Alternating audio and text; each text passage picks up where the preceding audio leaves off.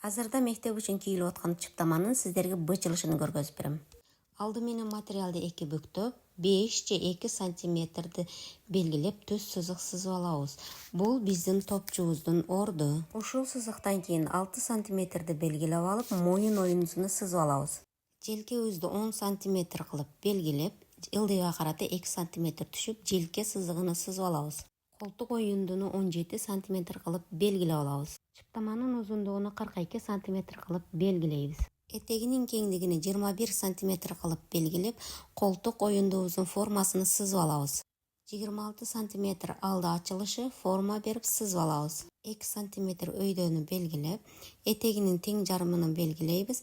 5 сантиметр ылдыйга түшөбүз жана сызып алабыз. Капталынан 1 сантиметр ичкериге кирип сызып алабыз. Даяр болгон чыптамабызды кыркып алабыз, артыны да бычып алабыз. Видео сиздерге жаккан болсо, лайк басып, катталып кетиңиздер.